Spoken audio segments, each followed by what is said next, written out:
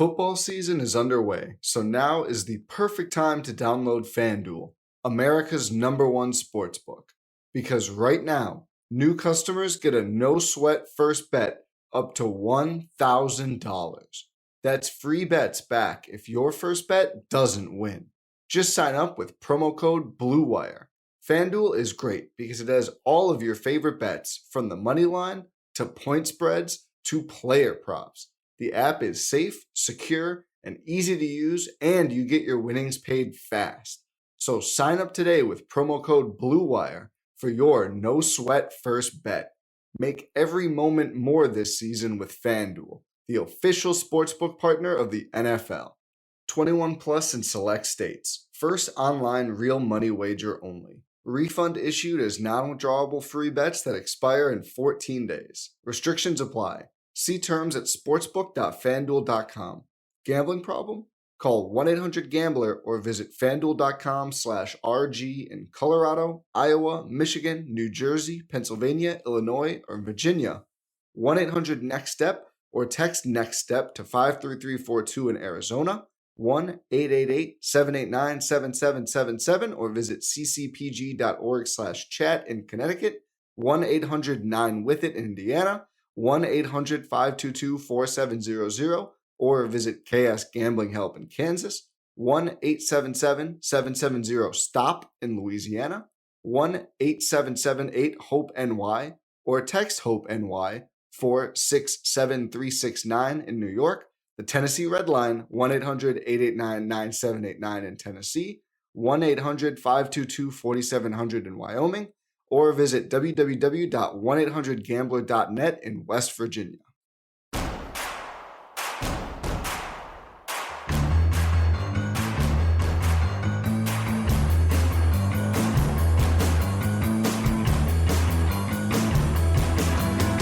From your favorite source for Chicago White Sox talk, delivering news, interviews, analysis, and more. This is the Sox Machine Podcast with your hosts, Jim Margulis and Josh Nelson. Thanks, Rob, and welcome to the Sox Machine Podcast. I'm your host, Josh Nelson, and it's Monday, February 13th, 2023, as we finally have arrived to spring training. Today, pitchers that will be participating in the World Baseball Classic arrive to spring training camp. In a couple of days, the remaining pitchers will show up as pitchers and catchers officially show up, even those not participating in the World Baseball Classic. The position players participating in the World Baseball Classic arrive on February 15th. The rest of the position players arrive to spring training on February 17th. No, I'm not trying to confuse you. These are staggered arrival times for spring training this year, as we have the World Baseball Classic just weeks away. But let's call it what it is. It's officially spring training 2023, and it's time for us to tackle the biggest storylines for the Chicago White Sox heading into spring training. We have those storylines from our loyal listeners that reached out to us on Twitter to share your guys' storylines, and we'll be talking about that in this podcast episode. But first, we're going to talk about the Super Bowl. Congrats to the Kansas City Chiefs outlasting the Philadelphia Eagles 38-35. And the reason I mentioned the Super Bowl is that it indirectly has to do something with Jim. Because during the Super Bowl, the biggest sporting spectacle in the United States, there is Media Week and there is Radio Row. And that presents an opportunity for very famous football players, current and ex-NFLers, to do a lot of media. And one of my favorite players, George Kittle of the San Francisco 49ers, told one of the media outlets that during the offseason, he is going to learn how to curl in Nashville. So, Jim, is George Kittle heading your way? Well, he's already been our way. He and a few other NFL players did like a social media type video doing a couple of hours on the ice at T-Line in Nashville. And apparently he liked it well enough to where he at least, made an offhand reference to joining one of our leagues. We are already a few weeks into our leagues. But yeah, I imagine if he reached out with genuine interest, I imagine we could somehow make room for him and his crew to get in some games somehow. Yeah, I'm going to be insanely jealous if you're going up against George Kittle in curling. he is such a he's got a great personality, and he just has a lot of fun on the football field, and he has a lot of fun doing these media events. And I would love to see on how he fares at curling. And you would have to tell me and share me all the details if you face George Kittle in curling this upcoming season. Yeah, they're all pretty good. I mean, they're all athletes. So, basically by an hour or two on the ice, they have the basic form down. Where they would lose is if they had, all four players, just strategy, just, like setting up ends. That's where they would struggle. And that's where like a lot of beginning teams do. And that's why, like, if you split them up into 2-2 with experienced players, they might be able to do some damage, but probably if they're going to go as a team, that's where it gets a little bit tougher, because just the whole strategy, watching them come together, that's where, that opens up another layer of the game that even I'm struggling with. And I've been playing for 9 years, or at least you get to a new layer of talent. And I'm playing with a guy who curled in men's national championship. And like, he's teaching me a lot about like, how to, adjust your strategy for more experienced players. So I'm learning layers of the game that I haven't encountered, and it just goes on and on. So that's why it's so rewarding. And hopefully, he catches the bug just the same, because we're looking to build our membership. So if George Kittle and his crew want to come along, we're all for it. Yeah, I'm jealous. And for those that are part of our Veterans Committee on Patreon, again, huge thanks to those folks. Jim is going to take us curling in April. So if you would like to curl with us, again, you can sign up for the Veterans Committee tier on patreon.com/socksmachine. I am not an athlete, so I am sure I'm going to fall like 3 times when we go curling in April. I'm really looking forward to it. But yeah, if you could bring George Kittle on, that would be awesome, Jim. Just a small request. I'll do what I can. All right, so let's shift to baseball. As baseball fans, with the Super Bowl over, we like to pretend that attention is on baseball, and having the World Baseball Classic will help, but we do know that for a moment of time, college baseball dominates the sports world with March Madness, and then it's all about baseball for a few months until you get into the second half of the season, and if your team's doing well, it's still about baseball. If your team's not doing well, how's the local NFL team doing? That's just the reality of the situation, but soon baseball will be dominating the sports world, and the storylines going to spring training. Every team's got them. Some more interesting than others. There's a lot going on in Glendale, Arizona for the Chicago White Sox. And with them sharing the spring training facility with the Los Angeles Dodgers, I don't think there's going to be that much media drama for the Los Angeles Dodgers. They don't have Trevor Bauer to worry about. Yeah, there's going to be some questions about their offseason, but they were kind of handcuffed until they knew what was going on with the Trevor Bauer situation. That's been resolved. Now they can start the year-long campaign of getting everyone hyped about them going after Shohei Ohtani next offseason, but they're still focused on trying to be a World Series contender in 2023. But on the White Sox side, we start with the number one storyline, and that is a new manager, Pedro Grifol, replacing Tony La Russa, his first spring training. And we got a few tweets about this, and you can follow us on Twitter at SoxMachine. You can follow me on Twitter at SoxMachine_Josh.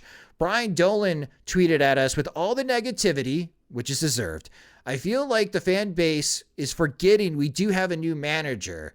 And Brian's going to be following on how Grifol is embraced, and if there are any noticeable differences in base running, defense, and lineup construction.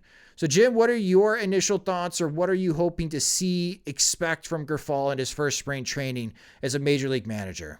Well, normally every new manager comes in with an emphasis on details and doing the little things and having a little bit of a more intense spring training program. We saw it with Robin Ventura after Ozzie Guillen. We saw it with Rick Renteria after Robin Ventura. We saw it after Tony La Russa after Rick Renteria, and now we're going to see it again. I think this time we are, obviously with the Ozzie thing, that was an entirely unique White Sox situation that probably wouldn't happen with any other franchise. Just, Ozzie basically spending 2 years trying to get Kenny fired, and, everything else kind of going to rot. But setting that aside, this dynamic should be pretty fascinating, because I think, there's another tweet from Patrick Roth talking about like how much of Pedro Grifol's, preseason planning or spring training planning is going to be framed as like a passive aggressive roast of the Tony La Russa era. Because I mean, we saw with Rick Hahn talking about like, we're going to have pregame preparation. We're going to feed data to our hitters. We're going to like, and everything is like, every team is doing that basically. But the way he was saying it and how giddy he was saying it basically was a rebuke of the way the White Sox conducted themselves in the La Russa era, whether, Frank Menachino wanted more data and didn't get it or whatnot. Just, talking about the, when they had 2/3 of the lineup not being able to run down the first base line and saying like, that shouldn't have happened. Like so much of the Grifol introduction was basically trying to get out there that he did not endorse the Tony La Russa era, and especially what happened to it over his second year. First year was fine, like that classic first year manager bump, and then it all went to rot in the second year. And I imagine we're going to hear a lot of that. I'm just curious whether it's going to be from Rick Hahn, whether it's going to be from the players. Just that coming to the surface. It's going to be very normally like a lot of spring training quotes aren't worth reading unless you're like trying to get injury updates or velocity readings or pitching plan, something like that, because everybody looks good. I mean, like Tony La Russa loved everybody in spring training. Like Jonathan Lucroy had a job until he didn't. The hype. The hype machine gets out of control just because nobody's going to say a discouraging word. But in this case, like I'm looking forward to reading between the lines just to see like both what Grifol does and then like whether that was even a factor in the previous administration. Yeah, one of our Veterans Committee supporters on Patreon, aloha, Mr. Hand, he tweeted at us how the new coaching staff will mesh with the roster, especially with several of them being gone. And Mr. Hand brings up a good point, Jim, because this took me by surprise when the World Baseball rosters were announced. Jose Ruiz and Kendall Graveman are now participating. The White Sox have 7 of their 26-man roster guys going to be participating in the World Baseball Classic, and then they have a minor leaguer that's going to be participating. So there are 8 players from the White Sox organization part of the World Baseball Classic. No Tim Anderson, no Yohan Moncada, no Luis Robert. Okay, we're going to see a lot of different faces during spring training on that side of the infield and roaming center field. And for Team USA now, you have both Lance Lynn and Kendall Graveman part of the pitching rotation, and Jose Ruiz is going to be pitching as well in the World Baseball Classic. That's a lot of guys that are going to be participating and not being around, especially in the month of March. I'm curious on how Grifol handles that and who he gives playing time at shortstop and third base, because it will be a good opportunity for Grifol and the coaching staff to kind of figure out what if Anderson and Moncada get hurt. Who are our second and third best options at those positions? Yeah, and it might give the front office a better idea of, if Moncada or Anderson gets hurt and somehow we're still, it's still worth adding at the deadline, like, which one is more dire as, they go into June and July. So, yeah, there are a lot of audition opportunities. I'm not so concerned about like players missing time or missing time away from White Sox camp, because I imagine playing for your country, playing in those camps, like that has to be just as serious, just as, when it comes to getting ready for games, like they take that stuff seriously, especially when you see the number of American players competing for the U.S., the way the rosters are considerably, more talented, especially like name brand talent than they used to be. Like it's getting up there, and there are safeguards in place to make sure that players aren't overused, especially pitchers when it comes to pitch counts and day usage and such. Like they have safeguards in place. So, I wouldn't say it's like going to be good that they're away from camp and in this spring training. I just think it'll be like an equivalent experience to taking this season seriously, because these games do matter for the people who are playing them. Absolutely. But as in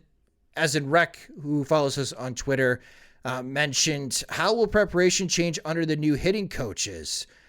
Moncada needs help. Mm-hmm. Robert could use some adjustments. We know that Tim Anderson went to a hitting lab in the offseason. I'm not concerned about Anderson. But you have 2.5, 3 new hitting coaches that Moncada and Robert could use some adjustments. They could use some tweaks, and they'll get those opportunities before the World Baseball Classic games start. But Moncada and Robert have to leave camp earlier before Tim Anderson does because of where Team Cuba is going to be playing their pool games in the World Baseball Classic. I just don't think 2 or 3 weeks is enough time for the new hitting coaches to make the adjustments to see a different result from Yohan Moncada and Luis Robert. I just don't, Jim. So that's one area in which if White Sox fans are concerned, I do share that concern, but I don't know what type of preparation or differences in the work that Moncada and Robert have put into the offseason. They may have done this already, but that's the stuff that they don't put on Instagram. Instead, they just put out how hard they're working out. Yeah. Well, I'll counter that and say, like, perhaps it's a case where all the White Sox hitting coaches being in Miami helps, if everybody's located in there and able to get together. So there's that. I also think, like, when it comes to Robert, he had the issue with vertigo or vertigo-like symptoms. Then he had the wrist issue where he couldn't hold on to the bat with the correct hand as he let go. So, for him, like, I'm not so concerned that he needs extra help. I just think he needs to stay healthy and have a coaching staff that can see if a guy is just not able to stand in the batter's box, which he shouldn't have been. Moncada, I kind of agree with. We'll find out how much of his problems were health because the bat looks so slow at times. It's hard to know if he's just losing it or if it's just, the White Sox mismanaging another injury, and his was quieter than others because, like, he was very effective defensively and that was good enough to keep him in the lineup, even though his bat was not really doing it. But I think when it comes to the coaching staff, my biggest hope is that injury communication is really just, when you're looking at the ZiPS projections, talking about 74 and 88, and we'll see what Pacoda has and so forth, like that, if the projections are uniformly terrible across the board, I hope it's baking in just, fingers crossed, some really incompetent injury management and terrible communication between the training staff, coaching staff, and the front office that just allowed players to, underperformed so drastically that they lowered their games played totals and their projections along with it, because that really was, like, between Robert, letting go of the bat with the wrong hand, Larry Garcia falling down the batter's box over and over again. You had, Yasmani Grandal spending 2 months in a rehab stint basically at the major league level. Like, it was terrible. And so I'm hoping that, if Moncada and Robert are in, playing for Cuba in a team that doesn't, that wants to win right away, like that, they won't be abiding by the same thing. If, like, Moncada doesn't look great and doesn't look 100%, they'll sit him out. Like, perhaps it's an early indication of, like, how they'll look with a roster that is really serious about winning games as soon as possible. I think back to Robert and his hitting, the only thing that I think he needs to work on is selectivity. We did see before the injuries, he gets hyper aggressive at times, and it just looks like he was trying to follow the Tim Anderson path of that. No matter where this pitch is in the strike zone, I'm swinging at it, and I'm going to try to follow what Tim Anderson does.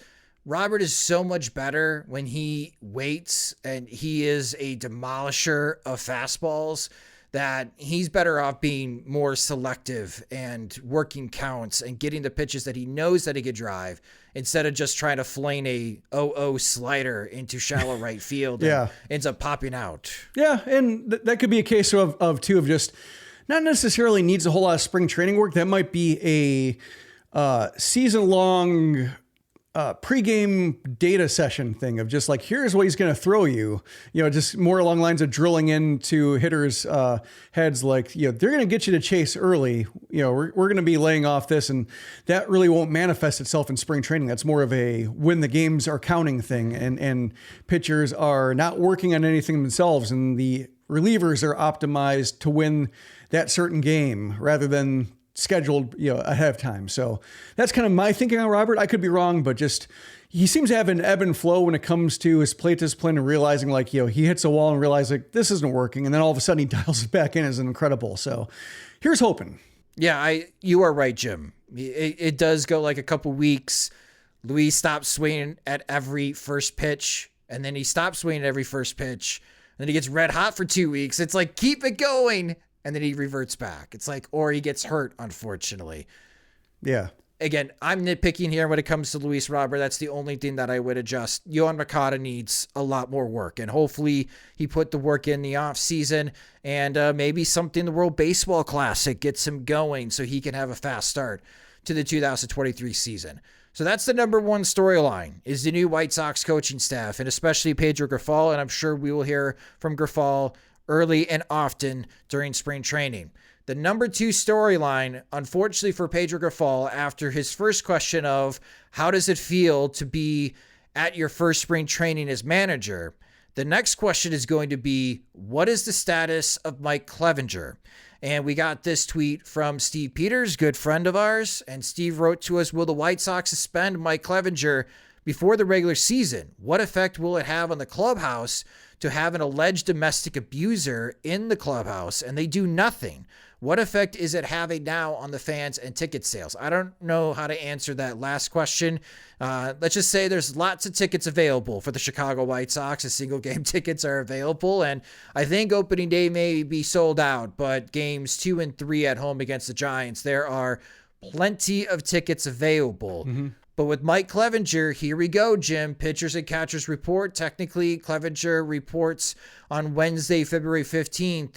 How is this situation going to be handled from Major League Baseball and a White Sox perspective?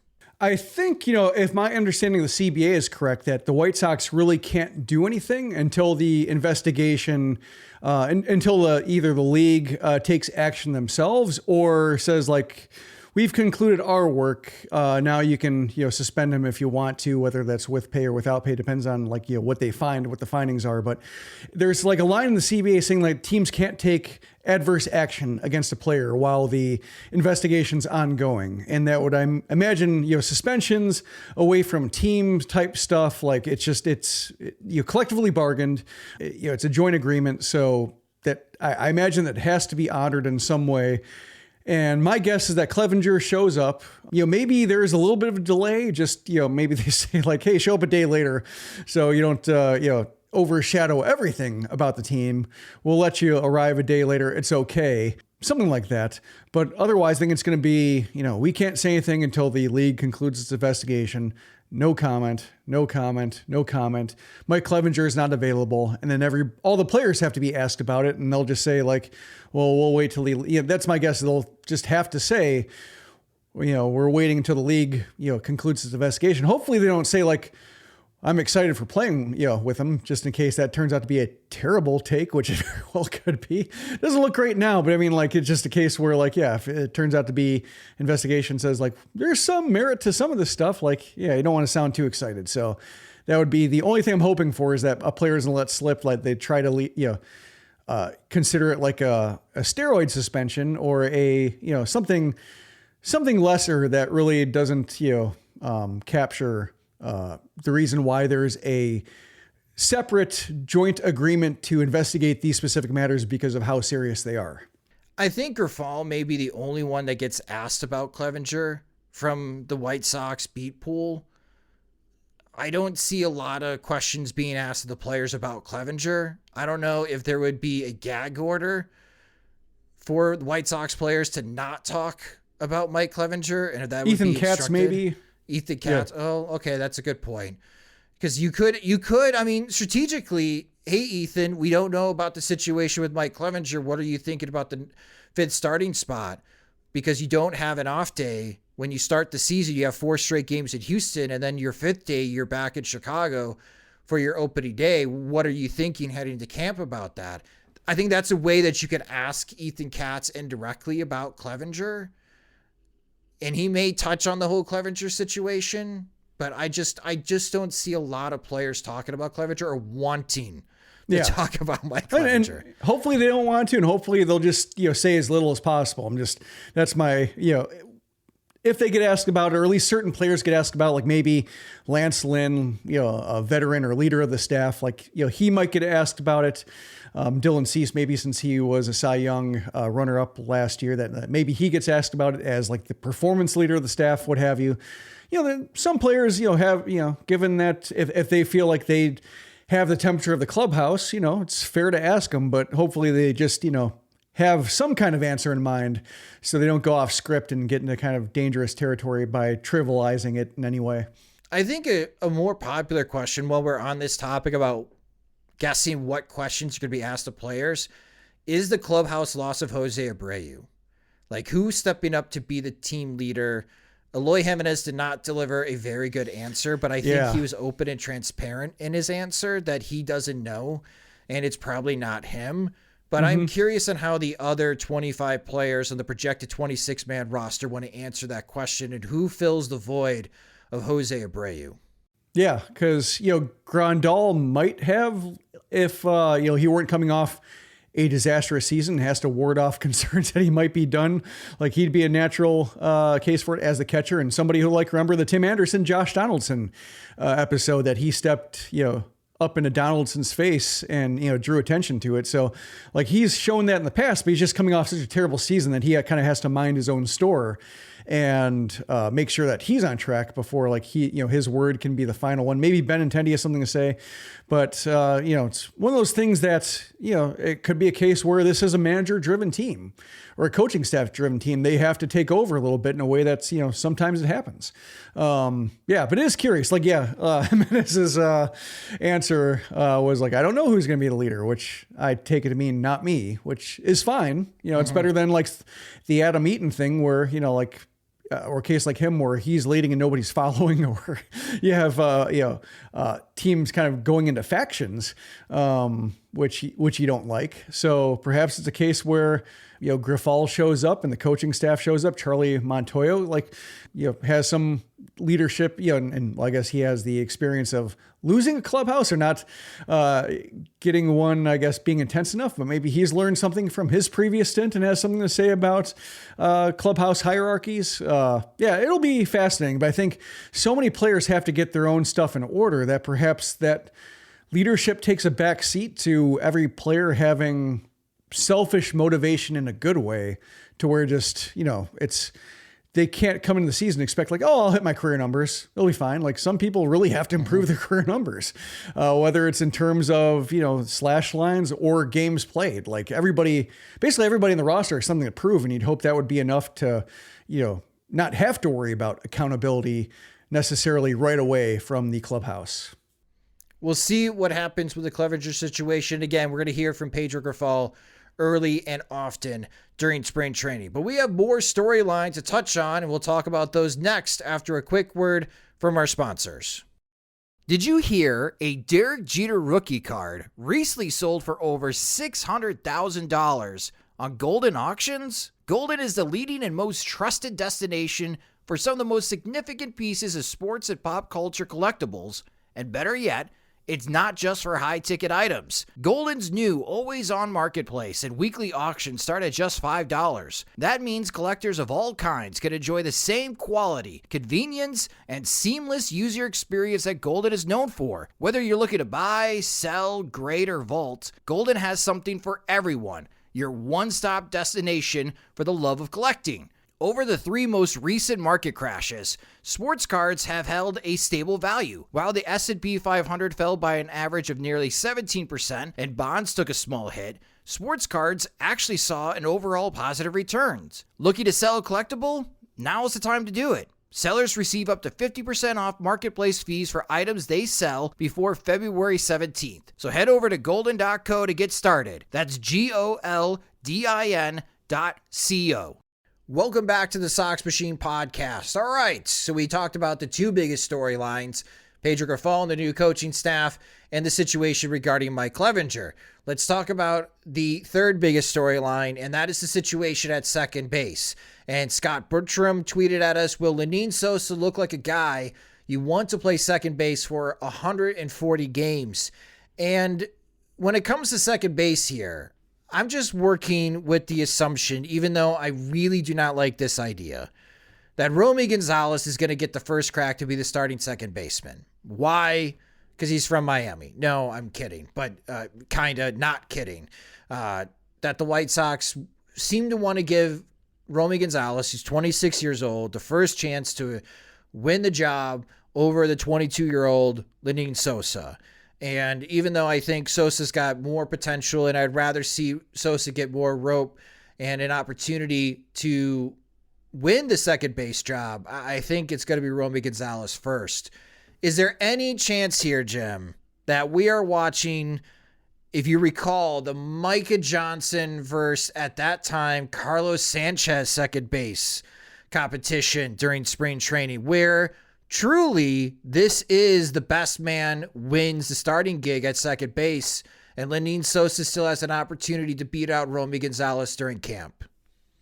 I can see it being an open question because Gonzalez has had injury issues. He's had, strikeout issues. So if he comes out of the gate, like striking out 40% of the time, and looking like overmatched while Sosa has a good spring, and they're both on the 40-man roster, both don't have to worry about options, for either player in terms of, one guy missing out on a season or being subjected to waivers because of a roster situation. Like, it would seem like you'd go with the hot hand.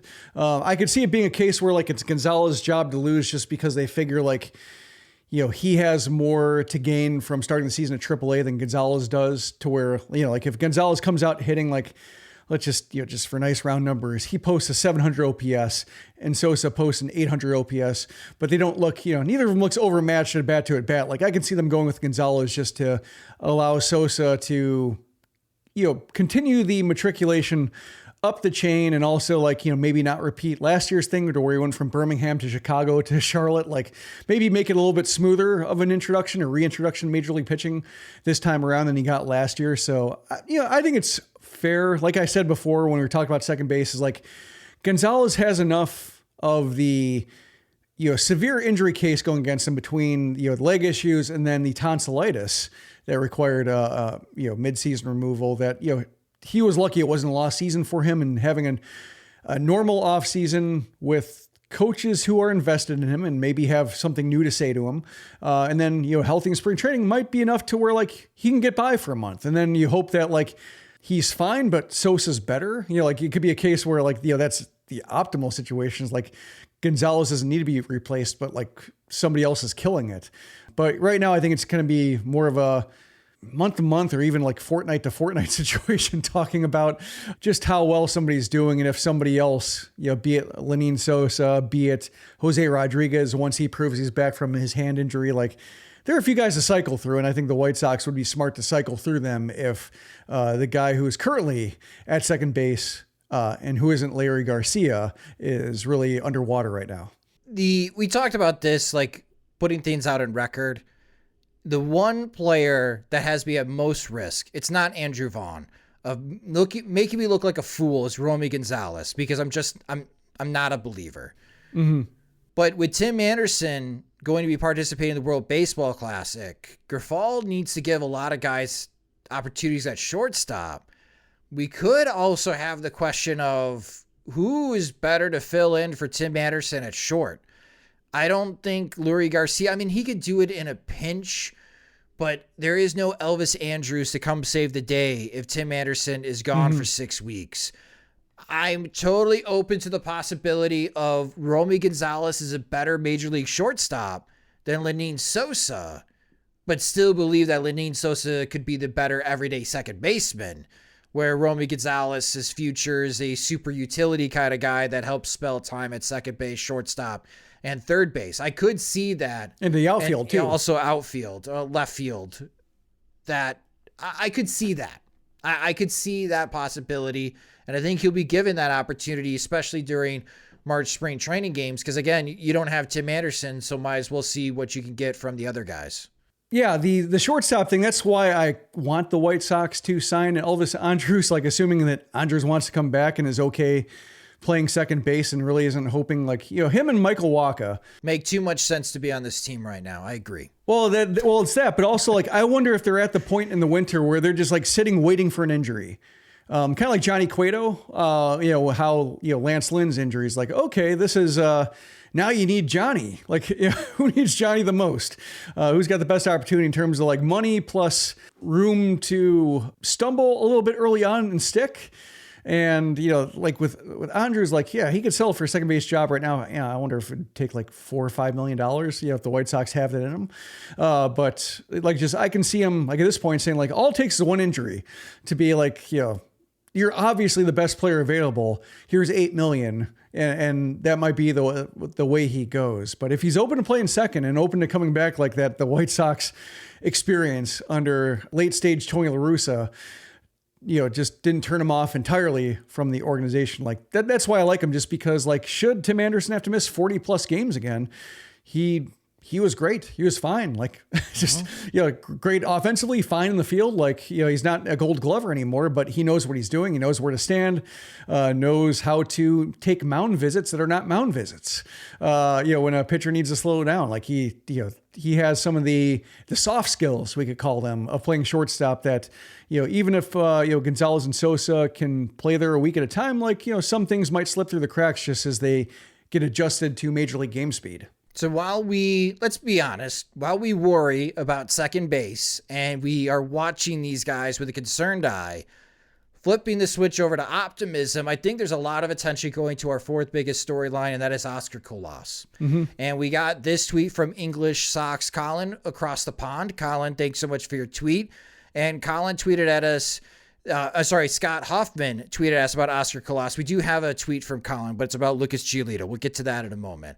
But Scott Hoffman tweeted at us, Oscar Colas said whether he could actually adjust to major league pitching right out of the gate. There's zero outfield depth if his performance craters early on. And Scott is right about the outfield depth. We've talked about that at great length when we do our position previews during spring training in a few weeks here. When we talk about the outfield, I'm not going to lie, folks, when we talk about the depth, that conversation is going to go for a turn for the worse because the White Sox have very little depth of the outfield. But with Oscar Colas, reading these prospect reports and reading what Keith Law had to say about the White Sox farm system, and spoiler alert, Jim's going to be talking to Keith later on this week in the next episode of the Sox Machine podcast about his list.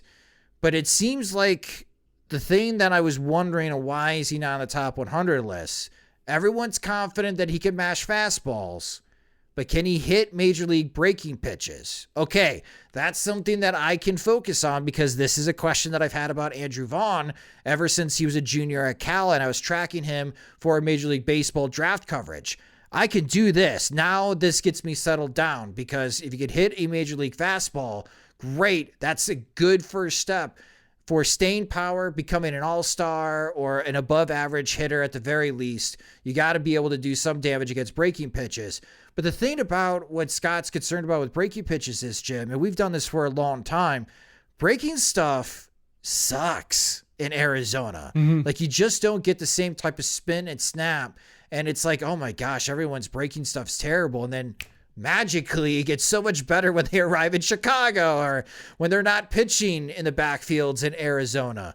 But I think with Oscar Colas, if he could step into spring training and he hits 400 and he's hitting big bombs during spring training games, Jim, he is the one that I think could generate the most enthusiasm and get more White Sox fans back on the bandwagon, believing that 2023 could be a special season. To a point, I think when it comes to spring training performances, like we've seen, like spring training legends, that just, disappear once the cold weather arrives and once the humidity returns and everything like that. But I think it will say something about how he comports himself, how he presents himself, and there's the language barrier and such, so he's not going to have like a direct line to fans. But when it comes to just all eyes will be on him, good games and bad games and big homers and ugly strikeouts, or misreads of fly balls with the high sky of Arizona, like those will stick out a little more, and you will have a little bit more reaction to it, whether it's reporters asking about it or if he checks his mentions, which I don't recommend. I don't know any player would. I don't know any player would search his name like Todd Frazier did. But just like, should he be somebody who monitors his mentions and such like that? Like, there are going to be some severe reactions to what he does, positively and negatively. And it could be good for him in terms of just like, if he is able to shrug off an 0 for 4 and striking out on, 3 times on 9 pitches, and then, comes back and, delivers a homer the next day and is more or less, confident, is steadfastly confident every time he's asked about him and allowing fans to show that like, oh, he can struggle, but he won't get crushed by it. At least, ostensibly, from the outside, like, yeah, there's some value in that, I think. And we saw last year, and I'm going to be on the Future Sox podcast talking about my list and others' lists. And I talked about like, when it came to Andrew Vaughn, I think one of the few things that I think is praiseworthy about Tony La Russa is I thought he handled Andrew Vaughn's first month in the majors pretty well, in that like, Vaughn had, he had a pretty good first month and fans want to see more of him. And I think it's kind of, to me, it's a victory if you want to see more of a guy in his first month in the majors. Because that means like, he's getting played when he is in a position to do some damage. He's being hidden or like, benched when there might be a bad matchup. And so you're only seeing the good. And for Vaughn, like that first month I saw a lot of fans saying like, why is he not playing 2 games in a row? Why is he sitting against, this right? We need to see him. And like, yeah, to a point, especially like, once May starts and such and, the grind really sets in. But I think for the first month, I thought he handled Vaughn really well and set him up for a position to where like, if he does take a hit, his season stat line can absorb a little bit of regression or adjustment to where he's not hitting in the 170s with like a 220 on base percentage in late May. When it comes to the White Sox and like who was there, and who was, in the dugout when those decisions were being made, there wasn't a whole lot of helpful communication, it seemed, between the management and the coaching staff in the front office. But that's one thing I might revisit to see like, is there anything to learn from that to where like we generate the same thing where like, we shield Colas a little bit, but make sure that, if we're erring in one way, it's that we're being too cautious rather than just setting him out because he's the only guy there and he'll only get better through failure, because sometimes guys don't get better from failure. Guys keep failing, they get out of sorts, and you get in situations like, I think the one that jumps out to me is like the Phillies with Scott Kingery, just like, nope, that didn't work, and it kept not working. And they didn't, really bail on it in time to reset it in a healthy way, and it just has more or less deteriorated for good. So that's why I think like, the Andrew Vaughn plan of being pretty cautious about playing time to the point of frustration would be fine with me, just to make sure that you keep whatever good vibes happen in Camelback Ranch, should they happen, into April and May as late as he can without like, damaging the lineup card. That is a very reasonable argument, Jim, that a lot of White Sox fans are not going to share with you. You remember a lot of people did get upset that Andrew Vaughn wasn't playing more in his first month. And if Oscar Colas is not playing back-to-back days and it's putting Eloy Jimenez or Gavin Sheets in right field, especially our colleague Pino's Patrick Nolan is going to just burst a gasket in his head on Twitter and being super angry at Pedro Grifol. And then you have Jim with the very reasonable take of, I don't want to break the guy in his first month of the major leagues. Let's, let him get him settled in. And I totally understand your point. It's just that, let us like him for as long as possible. I just don't think it's going to be an opinion shared widely from White Sox fans. But I understand the direction that you are coming from. It's just, in this instance, it's going to be Eloy Gavin Sheets then when Oscar Colas is not manning right field. But we know that's going to be part of the plan. Or Jake Marisnik, if he wins the 4th outfielder job or something like that, which would at least be fine defensively. Yes. Just not offensively. So Let's get back to Colin's tweet. So Colin, sorry for jumping ahead, but Colin tweeted at us, Lucas Giolito's fastball velocity is something that he's paying attention to. His changeup just doesn't work without a big differential to the heater speed. And then, of course, he added, other than that, just stay healthy, which is going to be the underlying factor for all of spring training for the Chicago White Sox. But Lucas Giolito's velocity, we have talked about this at great length, and if you listened to us during the 2022 season, I felt like we were the canary in the coal mine, Jim, and it just continued to get worse as the season went on for Lucas Giolito with that 4-seam velocity. Velocity does carry well in Arizona. I am curious on just how ramped up Lucas Giolito will be ready to go during spring training. Because unlike the lockout last year, this is our first normal spring training since 2019. He's not pitching for Team USA. He supposedly lost weight, lost some of the weight that he gained from last offseason. And he's trying to get back to his 2020 shape. I'm with Colin here. I am very curious of what his fastball velocity readings are. Maybe not in his first spring training start because he's breaking off so much rust.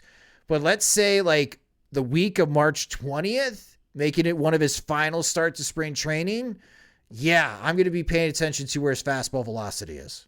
We'll have to see if more spring training parks have StatCast set up to where tracking velocity. Right now, I think it's like Salt River Fields is the only Cactus League park that has StatCast. So every time the White Sox play the Diamondbacks there, I think the Angels share it with them as well. Like anytime they play those two teams, like thank God, at least, and then you look at the pitching lineup and it's like, Matt Zaleski's taking an inning. And you're like, oh, just, nobody you want to see like Kyle Kubat. Like, okay.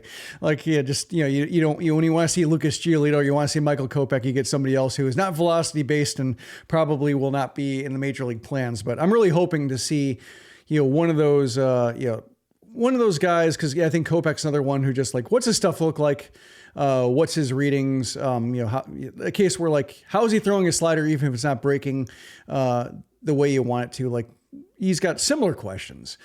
But yeah, Giolito is going to be one of many best shape of his life stories. Although in this case, last year's best shape in his life, this might be different shape than last year's shape.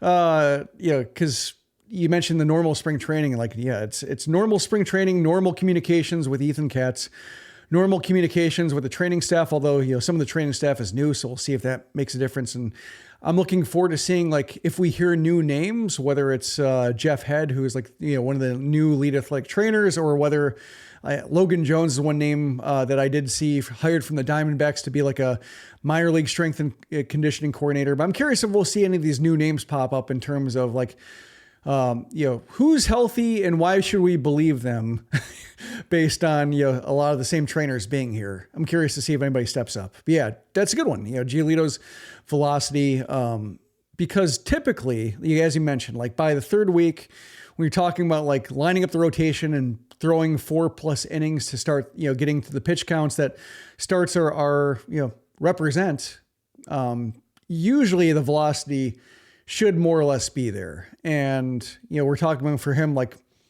sitting 93, 94, I think is fair. Like touching 96 is probably where it needs to be versus sitting 91, 92 and barely cracking 94. And then our last one, and this is going to probably be the biggest dramatic effect for all of Major League Baseball. The new rules. Mailman Jack tweeted at us, Michael Kopech dealing with the pitch clock. So you got the pitch clock. You got the shift ban. You got bigger bases, which may visually throw everyone off at first when we're watching spring training games. Out of all the new rules, Jim, which one are you most eager to see in action during spring training? Pitch clock, I think, could be one that jumps out just because, like, especially like Reynaldo Lopez slows down with runners on. Matt Foster, if we see him, he's the slowest with runners on. And I'm curious just to, maybe I can do a side-by-side of just, a Matt Foster inning versus a Matt Foster inning last year and just get an idea of how much time disappears when Matt Foster is looking at the catcher, just like, wiping off his brow on the mound.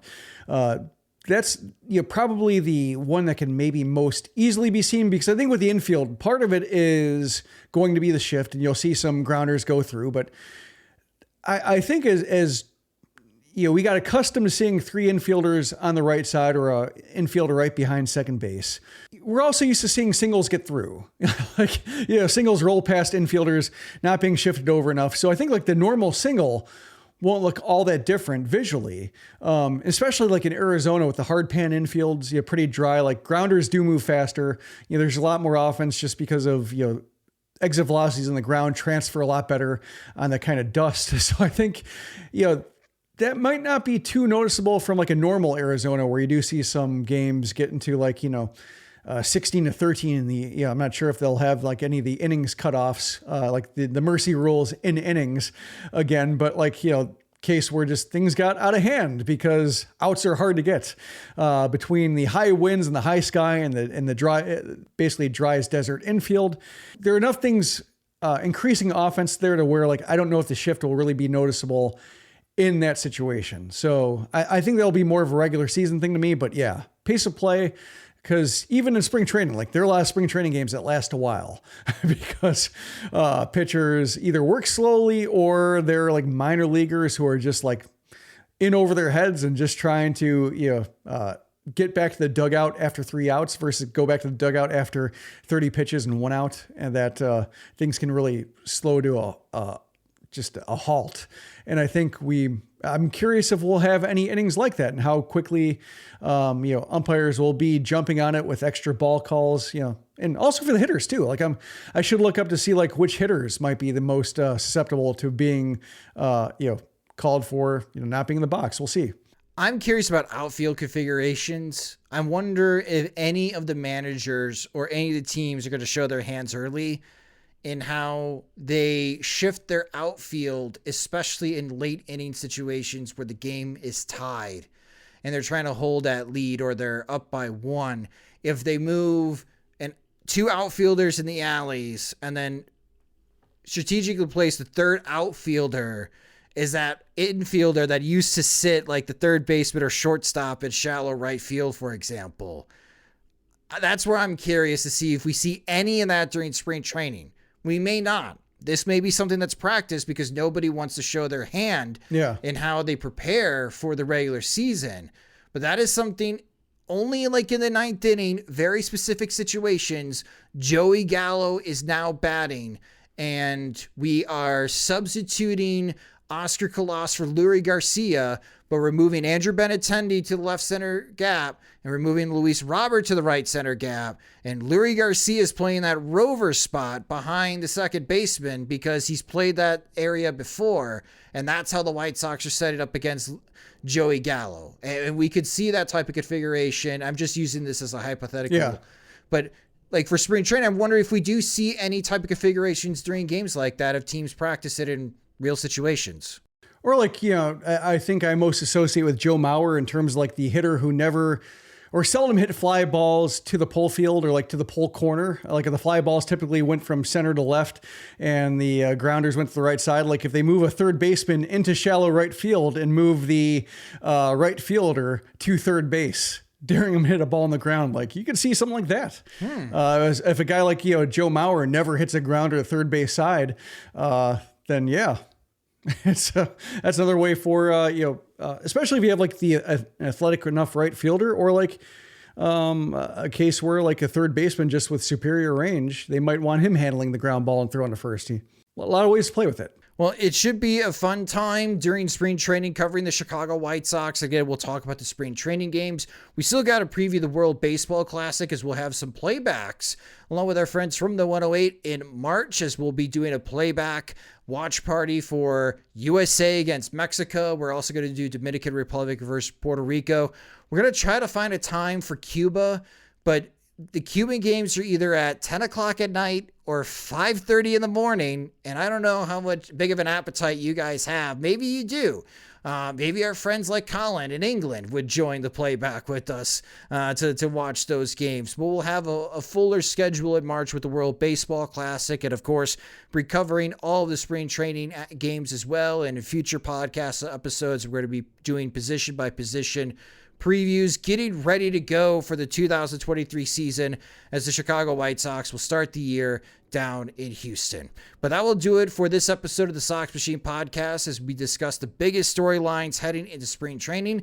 Again, our next episode, Jim will be speaking with Keith Law of The Athletic about the White Sox farm system and the top prospects, and of course, players like Oscar Colas and what we could expect from him. At least our first look during spring training and what he could hopefully provide to the White Sox in 2023. And if you just discovered the Sox Machine Podcast, you can subscribe to the show wherever you listen to podcasts, such as Spotify and Apple Music. Again, you can follow us on Twitter at Sox Machine, and I'm at at SoxMachine_Josh. We upload videos to our YouTube channel of the podcast at youtube.com/SoxMachine.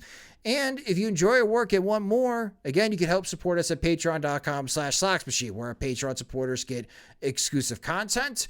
Part of that exclusive content, next Friday is college baseball opening day, which officially kicks off our weekly coverage of the 2023 Major League Baseball draft, and that is exclusive content for our Patreon supporters. So if you would like to follow along with me as I watch a lot of college baseball this upcoming year and keep track of the top draft prospects and how they are doing during the course of the season, that is exclusive content for our Patreon supporters.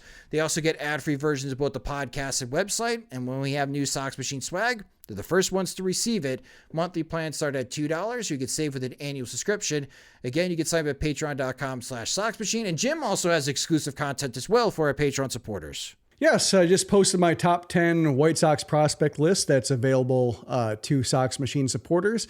Published that Sunday morning, but available, if you go to the homepage right now, or if you go to the Future Sox header on the site, you can find it there towards the top. Recommend hearing your feedback in terms of, if you disagree me, of course you'll be wrong, because obviously my rankings are ironclad, even though I have no faith in my ability to assign numbers past like number 3, but still.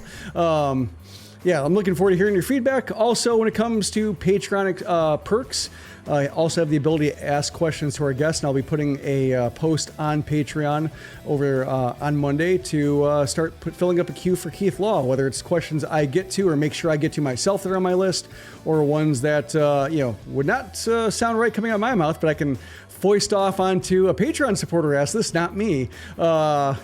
Please help provide your input and tell me what I need to tell Keith. And again, you can sign up at patreon.com/SoxMachine.